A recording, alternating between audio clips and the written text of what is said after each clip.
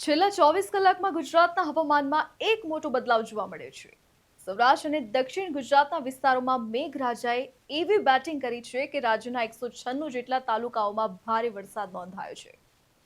નમસ્કાર, આપ જોઈ રહ્યા છો ન્યૂઝ ગુજરાત અને હું છું આપની સાથે ધરતી પટેલ. ક્યાંક ખેડૂતો માટે આ વરસાદ કાચા સોના સમાન છે, તો ક્યાંક અતિવૃષ્ટિના કારણે આ જ વરસાદ લોકો માટે મુસીબત બની ગયો છે. ખાસ કરીને ગીર સોમનાથ અને અમરેલી જિલ્લામાં પરિસ્થિતિ ચિંતાજનક બની છે.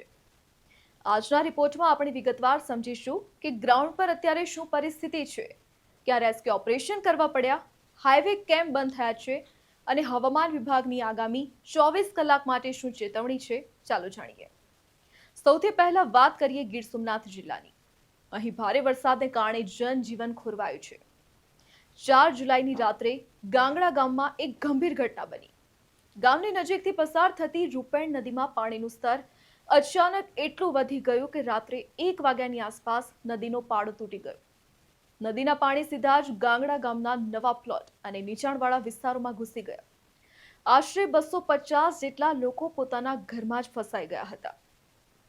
જ્યારે તંત્રને આ વાતની જાણ થઈ, ત્યારે તાત્કાલિક મામલતદાર કચેરી, પોલીસ અને એસડીઆરએફની ટીમોએ સંયુક્ત ઓપરેશન હાથ ધર્યું.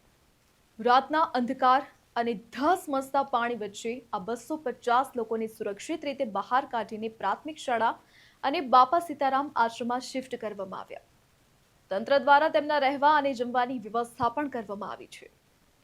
તો બીજી તરફ ઉના તાલુકાના સામતેર ગામે પણ ઘરમાં પાણી ભરાતા 4 લોકોને રેસ્ક્યુ કરવા પડ્યા હતા. આ ઘટનાઓ બતાવે છે કે જ્યારે પ્રકૃતિ રૌદ્ર સ્વરૂપ ધારણ કરે છે, ત્યારે ડિઝાસ્ટર મેનેજમેન્ટની ભૂમિકા કેટલી મહત્વની બની જાય છે. વરસાદની અસર માત્ર જમીન પર જ નહીં, દરિયામાં પણ જોવા મળી રહી છે. ઉનાના સૈયદ રાજપરાના દરિયામાં ભારે પવન અને કરંટ જોવા મળ્યો. આ કરંટ એટલો શક્તિશાળી હતો કે કિનારે લાંગરેલી 5 થી 6 બોટ દરિયામાં ખેંચાઈ ગઈ. આમાંથી એક બોટમાં 4 માછીમારો પણ હતા, જેઓ મધ દરિયે ફસાયા હતા.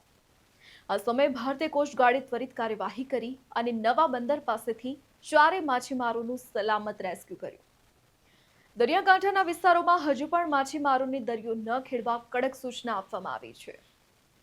હવે વાત કરીએ જિલ્લાની, જ્યાં મેઘરાજાએ સૌથી વધુ જોર બતાવ્યું છે, અમરેલી જિલ્લો. છેલ્લા થોડા કલાકોમાં અહીંના આંકડા ચોંકાવનારા છે. રાજુલામાં માત્ર 8 કલાકમાં 8 ઇંચ વરસાદ ખાબક્યો છે. ખાંભામાં 7.76 ઇંચ વરસાદ નોંધાયો છે. આ સિવાય લીલિયા, સાવરકુંડલા, જાફરાબાદ અને ધારીમાં પણ મુશળધાર વરસાદ ચાલુ છે. ભારે વરસાદના કારણે રાજુલાનો સૌથી મહત્વનો ગણાતો પીપાવાવ પોર્ટ 4 લેન હાઈવે બંધ થઈ ગયો છે.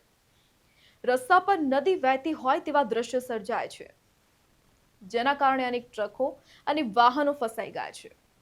જાફરાબાદના પીપળી કાંઠા વિસ્તારમાં ઘરોમાં પાણી ઘૂસી જતા લોકોની ઘર વખરીને મોટું નુકસાન થયું છે. આ ઉપરાંત રાજુલાનો જીવાદોરી સમાન ધાતરવડી ડેમ 2 ઓવરફ્લો થયો છે. ડેમના 6 દરવાજા 0.30 મીટર સુધી ખોલવામાં આવ્યા છે, જેના કારણે ડેમની નીચે આવતા તમામ ગામોને એલર્ટ પર મૂકવામાં આવ્યા છે.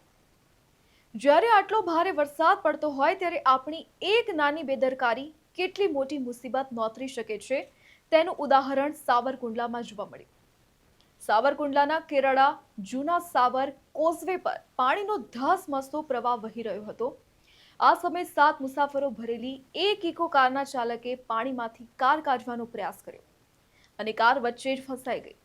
સદનસીબે અમરેલી ફાયર વિભાગની ટીમ સમયસર પહોંચી ગઈ અને 3 કલાકની ભારે જહેમત બાદ 7 લોકોના જીવ બચાવી લેવામાં આવ્યા છે. અમે અમારી ચેનલના માધ્યમથી તમને ખાસ અપીલ કરીએ છીએ કે જ્યારે કોઝવે કે પુલ પરથી પાણી વહેતું હોય, ત્યારે વાહન કાઢવાનું જોખમ ક્યારેય ન લેશો. સૌરાષ્ટ્ર ઉપરાંત દક્ષિણ ગુજરાતમાં પણ નોંધપાત્ર વરસાદ વરસ્યો છે. નવસારીના ગણદેવીમાં 6.25 ઇંચ વરસાદ, ચીખલીમાં 6.25 ઇંચ અને ભાવનગરના મહુવામાં 6 ઇંચ વરસાદ પડ્યો છે. મેગાસિટી અમદાવાદમાં પણ છેલ્લા 24 કલાકમાં 1.5 ઇંચ જેટલો સાર્વત્રિક વરસાદ નોંધાયો છે, જેનાથી વાતાવરણમાં ઠંડક પ્રસરી છે. હવે સવાલ એ છે કે આગળ શું? હવામાન વિભાગના લેટેસ્ટ નાઉકાસ્ટ મુજબ ખતરો હજુ ટળ્યો નથી. આગામી કલાકો માટે અમુક જિલ્લાઓમાં રેડ એલર્ટ આપવામાં આવ્યું છે.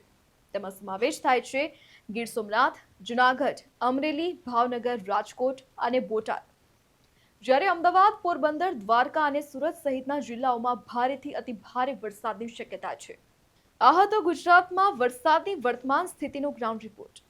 વહીવટીતંત્ર પોતાનું કામ કરી રહ્યું છે, પણ નાગરિક તરીકે આપણી પણ ફરજ છે કે આપણે સાવચેત રહીએ અને અફવાઓથી દૂર રહીએ. તો વરસાદની વધુ અપડેટ જાણવા માટે વિડીયોને લાઇક કરો, શેર કરો, કમેન્ટ કરો અને ચેનલને સબસ્ક્રાઇબ કરવાનું ભૂલતા નહીં.